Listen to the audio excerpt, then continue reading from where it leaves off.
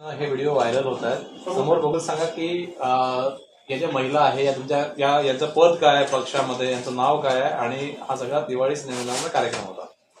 बिलकुल. नमस्कार, मी सुनीता एरणे, नागपूरच्या महिला अध्यक्ष, राष्ट्रवादी काँग्रेस पार्टी.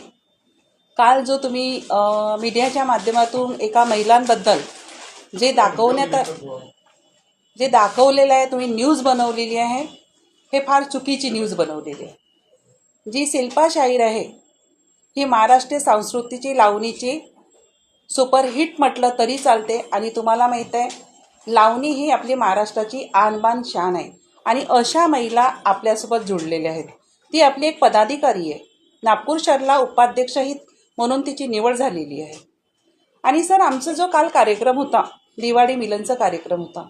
आज दिवाळी मिलन म्हणजे असं मिलनचा कार्यक्रम असते. आणि काल आमचा एवढा सुंदर कार्यक्रम केला की आम्ही प्रत्येक महिलांनी त्याच्यामध्ये डान्स केलो, संगीत म्हटलं आणि लावणी. ज्या महिलांकडनं जे गुण आहेत ते काल दाखवण्यात आलं. तर तिथं आमचं पूर्ण परिवार होतं. परिवाराच्या समोर काय आपण आपल्या कला दाखवू शकत नाही? हे काही चूक आहे? हे गलत आहे? जर आपल्या फॅमिलीमध्ये जर कोणतं कार्यक्रम केलं आणि आमच्याच फॅमिलीतले आणि चांगले जाणेमाने सगळे लोक होते, तर तुम्ही सर त्यांना एक विचित्र प्रकार म्हणून ते एवढं व्हायरल केलेलं आहे की अजितदादांच्या गटातून लावणींचा कार्यक्रम केला. सर, लावणींचा कार्यक्रम नाही केला.